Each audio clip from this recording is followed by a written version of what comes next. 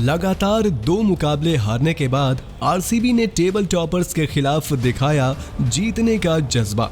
पहले बल्ले से विराट और मैक्सवेल ने की फॉर्म में वापसी, फिर दूसरी पारी में हसरंगा और शहबाज के कमाल से बेंगलोर ने किया है टेबल टॉपर्स को हैरान। तो आखिर कैसे गुजरात के विरुद्ध आरसीबी ने किया पलटवार, इस रिपोर्ट में हम आपको देंगे पूरी जानकारी। मुंबई के सीसीआई स्टेडियम में आरसीबी के कप्तान फाफ डू प्लेसी ने टॉस जीतकर पहले बल्लेबाजी का फैसला किया। हालांकि कप्तान फाफ कुछ खास कमाल नहीं कर सके और उनका खाता भी नहीं खुला। गुजरात के लिए पहला मुकाबला खेल रहे प्रदीप सांगवान ने आरसीबी के कप्तान को चलता कर शुरुआती झटका दिया, लेकिन इसके बाद विराट कोहली और रजत पाटीदार ने 90 से ऊपर रनों की अहम साझेदारी करके आरसीबी को अच्छी स्थिति में पहुंचा दिया। कोहली का बल्ला आखिरकार अपने पुराने रंग में लौटता हुआ दिखाई दिया। किंग कोहली ने 14वें आईपीएल मुकाबलों के बाद अब एक अर्धशतक लगाने में कामयाबी हासिल की। हालांकि विराट विस्फोटक अंदाज में बल्लेबाजी तो नहीं कर पाए, लेकिन 52 गेंदों में उनके 58 रनों की पारी ने न केवल आरसीबी बल्कि भारतीय फैंस को भी खुशी से झूमने पर मजबूर किया।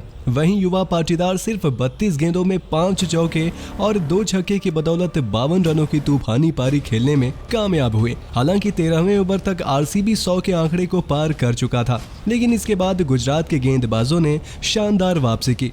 सांगवान ने पाटीदार को आउट कर आरसीबी को दूसरा झटका दिया। वहीं शमी ने भी अपने आखिरी ओवर में कोहली को पवेलियन भेजकर एक बड़ी कामयाबी हासिल की। फिर दिनेश कार्तिक का बल्ला भी कोई खास कमाल नहीं दिखा सका और उन्हें लेग स्पिनर राशिद खान ने अपना शिकार बनाया और आरसीबी की पारी थोड़ी डगमगाती हुई दिखाई दी। पर अंत में मैक्सवेल के 18 गेंदों में 33 और लोमरोर के 8 गेंदों में 16 रनों की बदौलत बेंगलुरु ने 20 ओवरों में 170 का चुनौतीपूर्ण स्कोर खड़ा किया।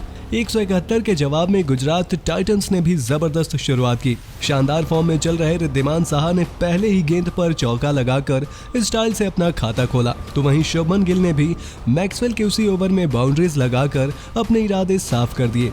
पहले ओवर से ही 10 रन आए और यहां से गुजरात की गाड़ी पटरी पर दौड़ने लगी। पहले 6 ओवर में गिल और साहा की ओपनिंग जोड़ी डटी रही और दोनों ने मिलकर 46 रन बना डाले।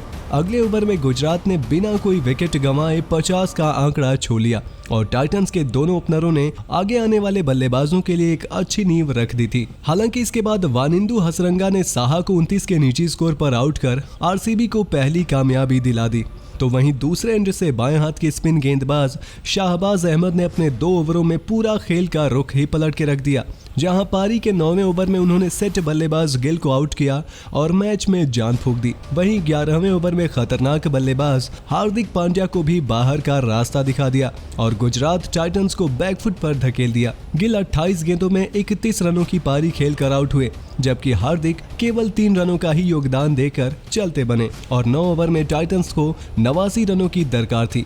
यहां से पूरी जिम्मेदारी डेविड मिलर और युवा साई सुदर्शन के कंधों पर थी। हालांकि सुदर्शन ने 12वें ओवर में हर्षल पटेल को 2 चौके लगाए, लेकिन इससे पहले वो अपनी पारी को आगे बढ़ा पाते शानदार गेंदबाजी कर रहे हसरंगा ने उन्हें 20 के निजी स्कोर पर आउट करके 100 से पहले ही गुजरात को चौथा झटका भी दे दिया। अब मुकाबले में आरसीबी की पकड़ मजबूत होते हुए दिखाई दे रही थी, क्योंकि 42 गेंदों में टाइटंस को 75 रनों की दरकार थी, यानी हर ओवर में 10 से ऊपर की रिक्वायर्ड रेट से रन बनाने की जरूरत थी। फिर सिराज ने भी एक बेहतरीन ओवर निकाला और सिर्फ 4 रन दिए। हालांकि गुजरात के अब तक के इतिहास को देखते हुए कुछ भी कहना बेईमानी होगी, क्योंकि मिलर और तेवतिया की जोड़ी विकेट पर मौजूद है और टाइटंस को 12 की रन रेट से रन चाहिए। ऐसे में यहां से रोमांचक फिनिश के आसार बन गए हैं। हालांकि अब तक करीबी मुकाबलों में टाइटंस ने बाजी मारी है, पर हेजलवुड और हर्षल पटेल के डेथ ओवर्स में गेंदबाजी करने से आरसीबी इस मुकाबले को अपनी तरफ खींचने में कामयाब हो सकती है।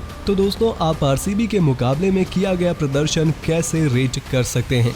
अपने जवाब हमें कमेंट बॉक्स में कमेंट करके जरूर बताइए और ऐसे ही शानदार खबरों के लिए सब्सक्राइब कर लीजिए हमारे यूट्यूब चैनल को। वीडियो अच्छी हो तो इसे लाइक करें, शेयर करें और बेल आइकन को प्रेस करना बिल्कुल ना भूलें।